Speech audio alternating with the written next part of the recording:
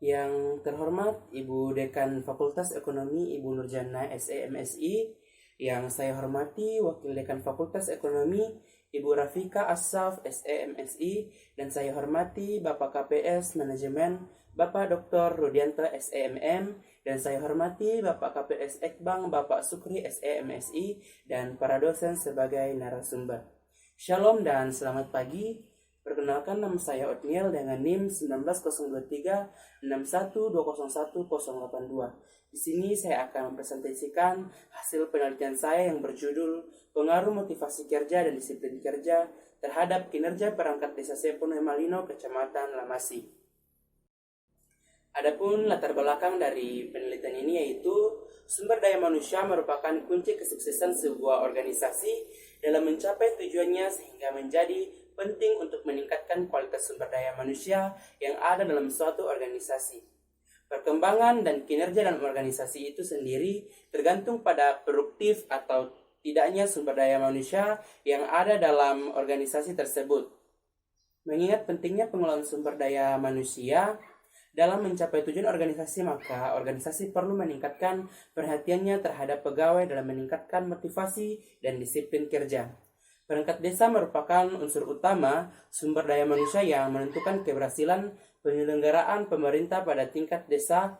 Berdasarkan Undang-Undang Nomor 6 Tahun 2014 tentang Desa, perangkat desa yang memiliki kedudukan sebagai pembantu kepala desa yang bertugas membantu kepala desa dalam melaksanakan tugas dan fungsinya, antara lain yakni menyelenggarakan pemerintah desa, melaksanakan pembangunan, pembinaan kemasyarakatan, dan pemberdayaan masyarakat.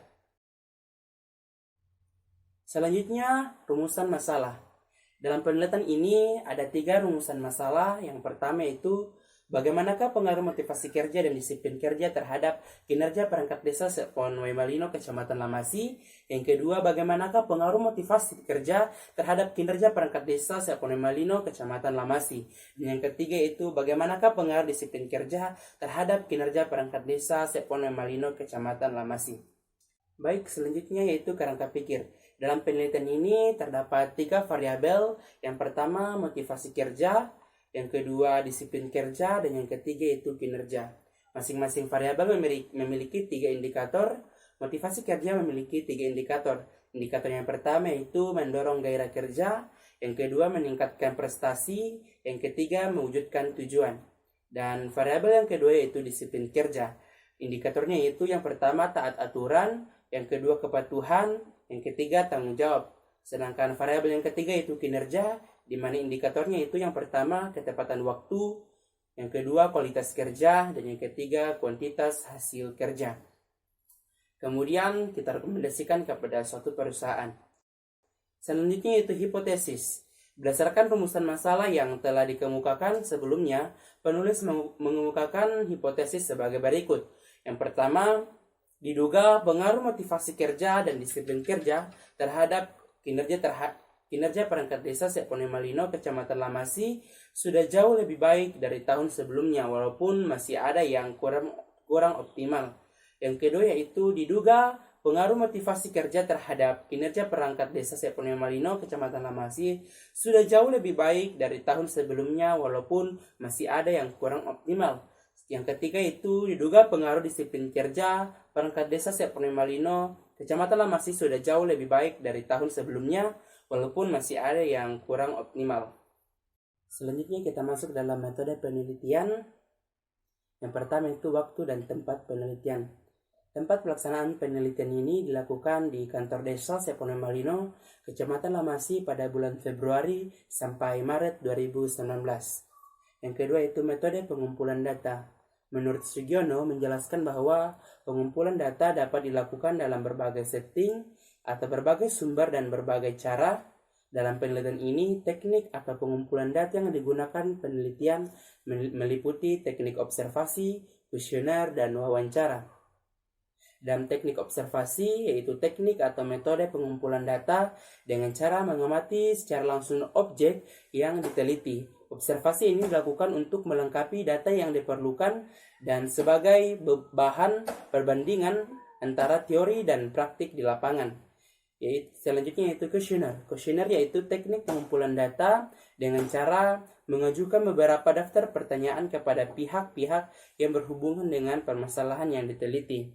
Selanjutnya yang ketiga yaitu wawancara, yaitu teknik atau metode pengumpulan data dengan cara tanya jawab secara langsung kepada pihak-pihak objek penelitian untuk memberikan penjelasan terkait masalah yang diteliti. Selanjutnya yang ketiga itu jenis dan sumber data. Yang pertama jenis data. Penelitian ini menggunakan jenis data kuantitatif. Menurut Sugiono menjelaskan bahwa penelitian kuantitatif dapat diartikan sebagai metode penelitian yang berlandaskan pada filsafat positivisme, digunakan untuk meneliti pada populasi atau sampel tertentu. Teknik pengambilan sampel pada umumnya dilakukan secara random. Pengumpulan data menggunakan instrumen penelitian, analisis data, dan bersifat kuantitatif atau statistik dengan tujuan untuk menguji hipotesis yang telah ditetapkan. Yang kedua itu sumber data. Sumber data yang digunakan dalam penelitian ini adalah data primer, yaitu data yang diperoleh dari tanggapan responden terhadap item pertanyaan yang diajukan dalam kuesioner. Selanjutnya populasi dan sampel. Yang pertama populasi. Populasi adalah keseluruhan subjek penelitian. Populasi dalam penelitian ini adalah seluruh perangkat desa Sepono Malino, Kecamatan Lamasi sebanyak 56 orang. Yang kedua yaitu sampel. Sampel merupakan bagian kecil dari populasi untuk memberikan hasil yang akurat. Jumlah sampel yang diambil menggunakan rumus Slovin. Peneliti menggunakan sampel responden yang berjumlah 36 untuk mengambil data. Teknik pengambilan sampel menggunakan teknik insidental, yaitu siapapun yang ditemui dan cocok sebagai responden dapat dijadikan sebagai sampel. Baik, kita masuk dalam metode analisis data. Yang pertama itu analisis deskriptif variabel. Penelitian ini menggunakan skala Likert. Dengan skala Likert, maka variabel yang akan diukur dijabarkan menjadi indikator variabel. Dalam skala Likert terdapat 5 skala pilihan alternatif jawaban. 5 skala tersebut terdiri dari sangat setuju, setuju, cukup setuju, tidak setuju, dan sangat tidak setuju. Yang kedua yaitu uji validitas dan reliabilitas. Menurut Sugiono, uji validitas digunakan untuk membandingkan program yang ada dengan standar yang telah disesuaikan dan mengukur apa yang hendak diukur. Sedangkan uji reliabilitas adalah digunakan untuk mengukur berkali-kali yang menghasilkan data yang sama atau konsisten. Untuk melakukan pengujian validitas dan reliabilitas, maka penulis menggunakan software SPSS versi 20. Yang ketiga yaitu analisis regresi linear sederhana. Penelitian ini menggunakan analisis regresi untuk mengetahui adanya pengaruh antara variabel bebas dan variabel terikat.